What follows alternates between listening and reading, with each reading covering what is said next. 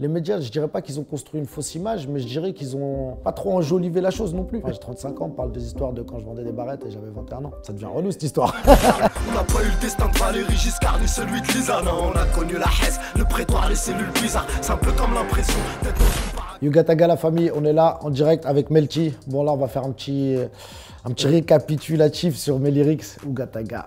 Restez connectés. La rue puis la prison. Petit frère à leurs paroles, c'est de la merde, faut pas tifier. T'as beau être fort à l'école, eux ils te conseilleront pâtissier. Il y en a beaucoup qui l'ont vécu, hein. Tu sais, il y a des mecs, ils étaient très forts en maths, ils leur bah tiens, toi tu vas aller faire de la boulangerie. Attends, pourquoi faire du pain? Je sais compter moi. Tu sais, il y en a beaucoup comme ça, hein, malheureusement. Si tu veux une anecdote, j'étais en seconde générale, économique et sociale. Et bah t'as la conseillère à l'époque, la CPE, qui m'a demandé de démissionner. Et je te jure, j'ai démissionné. La conseillère elle me dit bon, vous inquiétez pas, je préviendrai pas vos parents et à la rentrée vous irez en BEP.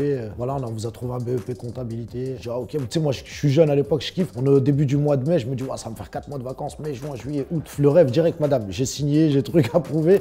Et pour te dire, alors, je suis mineur et ils en parlent même pas à mes parents, ils m'ont fait démissionner de l'école quand même. C'est incroyable. Au lycée avec Bergson, c'était un peu la jungle là-bas. Ils ont préféré me faire démissionner. Tu sais, quand on te jette dans des écoles où, vas-y, il y a que des cassos, tu vas devenir un cassos. Ce jour, tu auras beau essayer de travailler. Voilà, tu sais, entre cassos, on va devenir tous des cassos et ça va être compliqué. Crève en enfer. Le lendemain, j'étais posé, Hatta, dans ma Lulsal à Tessan, lorsqu'une équipe de SS débarqua et fit une descente à la recherche de mon phone télé. Ils sont venus, ils m'ont même pris la télé, puis ils l'ont trouvé, ils m'ont envoyé au cachot, ces enculés.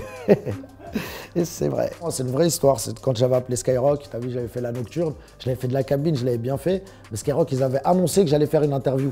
Donc moi, avant que je débarrasse mon téléphone, boum, ils attendaient, ils ont fouillé ma cellule, ils ont retrouvé mon téléphone. Donc voilà, ils ont tout fait, hein, comme je t'ai dit. Hein, et à la fin, ils l'ont trouvé, ils m'ont envoyé au cachot. C'était dur, hein, le cachot, le mois de... Oh là là, en été, j'étais tout seul. Je me rappelle, au début, on était 2. Après, j'étais tout seul. Je tournais tout seul au cachot.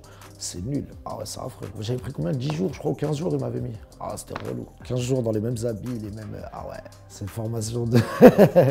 de soldats, regarde. Donc avec les matons, comme je t'expliquais, c'était pas une nuance de gris, c'était ou tout blanc ou tout noir. Dans le sens, c'était ou ils étaient archi cool avec moi, ou c'était des vrais enfoirés. Il y avait un surveillant à la santé, il s'appelait Biggie. Lui quand même m'a fait la zermie. Ah, il m'a fait la zermie, franchement. Tu sais, gratuite en plus. Il venait carrément, je suis passé au prétoire, je crois, 2-3 fois à cause de lui. Et à chaque fois, le prétoire, c'est relou. Pourquoi? Parce que tu dois préparer toutes tes affaires de ta cellule, tout ton pactage, tu dois enlever jusqu'au dernier truc, tu dois vider ton pactage, mettre tout dans les cartons. C'est un déménagement. Tu descends tout seul tes cartons en bas jusqu'au rez-de-chaussée, tu vas dans le bureau et à la fin, tu passes, ils te mettent du sursis. Tu reprends toutes tes affaires, faut tout ranger, remettre dans les meubles, dans les trucs. À laisse tomber, il me faisait des fouilles tout le temps. Des fois, il faisait des trucs de gamin quand j'étais au mitard. Je savais que c'était lui. Le soir, il fait quoi? Ils ont accès à un interrupteur, il t'allume la lumière et tu peux plus l'éteindre de l'intérieur. C'est-à-dire, vas-y, il me fait des trucs de gamin. Et 98% de chance, c'était lui. T'as vu? Comme moi, je suis un gamin comme lui, je fais quoi? Je dis, bon, lui, il veut jouer. Moi, le mitard, c'était pas ma première non plus. Chaque peine, je vais au mitard. T'as capté? C'est-à-dire, je connais le cachot. Donc, le cachot, je sais que c'est la nuit. Tu veux faire le relou, tu vas me laisser la lumière. Moi, je faisais quoi? Je prenais je prenais du papier toilette, tu colles un peu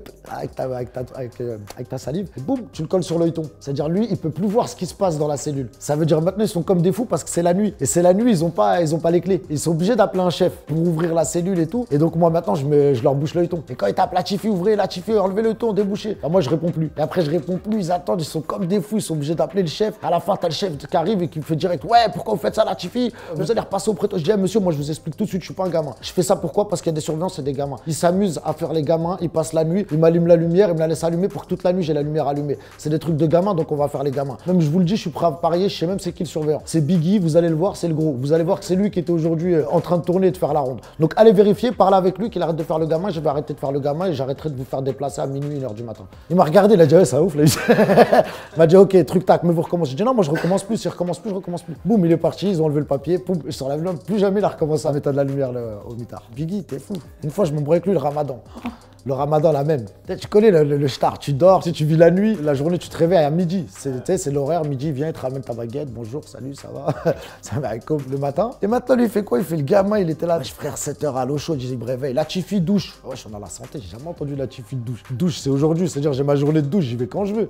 Matin, l'après-midi, mais moi, j'y vais l'après-midi, on va notre promenade, tranquille, tu passes le temps. Et lui, je dis direct, sûrement, qu'est-ce que vous faites? C'est le ramadan. Non, moi, je la prends cet après-midi, la douche. Il me dit non, je mets refus. Je dis, bah, mettez refus, je la prendrai quand même cet après-midi. Il dit non, je vais mettre refus, vous la prendrez pas, vous laverez dans 2 jours. Je le regarde et là, tu sais, je m'énerve, j'ai pas fumé, c'est le ramadan, je me réveille, direct, je me lève, je sors de mon lit, je dis, mais vous jouez à quoi, surveillant?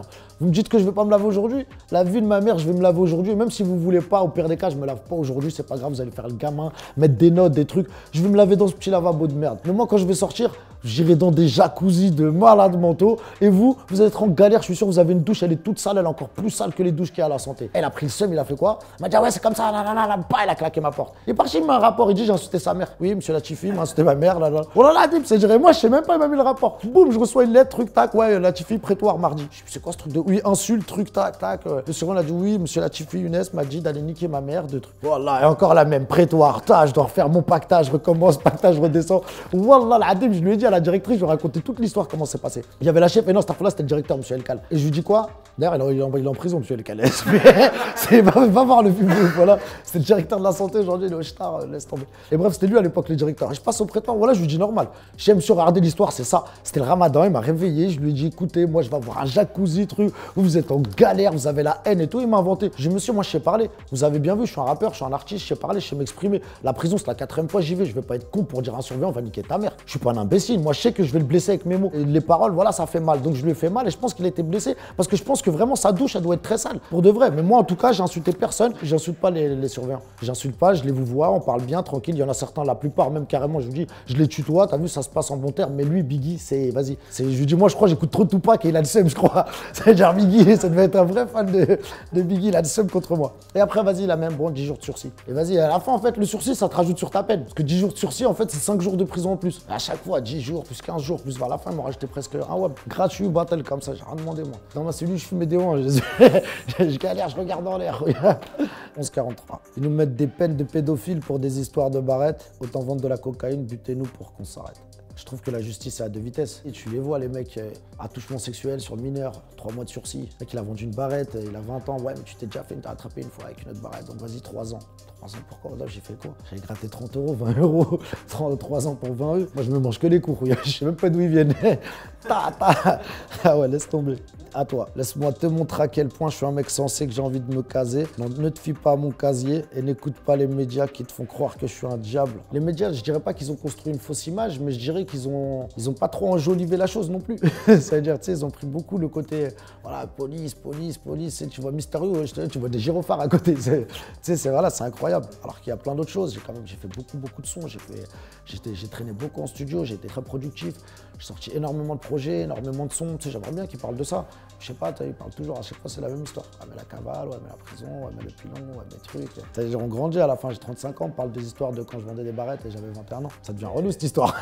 Je voulais. Qui aurait pu croire qu'au bled, je serais coté comme Cheb Khaled, je collais l'histoire de Hind et celle de Marie-Antoinette. Oui, dans ma tête, je suis autant français que marocain, bien sûr. Le marocain, c'est mes origines. Et depuis que je suis tout petit, tous les ans, je vais au Maroc. Même ces dernières années, j'y vais beaucoup plus que tous les ans. Des fois, même, j'ai habité au Maroc. Mes parents sont d'origine marocaine. Avec ma mère, on parle que marocain à la maison, même avec mon père. C'est-à-dire vraiment, c'est ma langue maternelle, c'est mes origines, c'est mes racines. Carrément, au moment, je m'étais dit, bon, je suis entre la France et le Maroc. Bah, je crois que je suis espagnol, t'as capté? Si je suis entre les deux, je suis parti vivre sur la Costa del Sol. J'ai fait beaucoup de morceaux où je rappe en rebeu, donc ils arrivent vraiment à tout comprendre cette fois-ci, décortiquer vraiment tous mes lyrics et les comprendre. Donc voilà, ils apprécient beaucoup et à chaque fois que j'arrive au Maroc, frérot, ou même dans tout le Maghreb, hein, que ce soit l'Algérie, la Tunisie, tu sais, c'est vraiment... Tu sens la chaleur humaine. Tu sens pas cette jalousie, ce truc. Au bled, je sais pas, c'est magique, tu sens que de l'amour. Je voyage beaucoup, moi. Je kiffe voyager, je suis en règle, regarde. On va tout perdre. J'ai trop la dalle, fils, il n'y a qu'à regarder mes micros. Je devrais faire l'appel de la prière, mais c'est Iblis qui me tient le micro. Cette punchline, elle veut dire quoi? Dans le sens où, voilà, tu sais, je suis de la street, voilà, j'ai la dalle, fils. Tu vois ce que je veux dire? Un micro dans le sens où, vas-y, j'ai déjà tout mangé, on nous connaît, on est des affamés. Mais je voudrais faire l'appel de la prière, mais c'est Iblis qui me tient le micro. Dans le sens où, des fois, la musique, j'aimerais bien essayer d'orienter les jeunes vers le droit chemin. Mais faut pas oublier que c'est haram. Donc, souvent, j'ai le cul entre deux chaises, entre religion et musique, et tu peux pas mélanger parce que, vraiment, pour moi, la musique, c'est vraiment, voilà, c'est haram. United. Liyuma, Yimma, Brit Nharag le França, la Khedma, la Gidma, la Shkoupi, la Madrasa.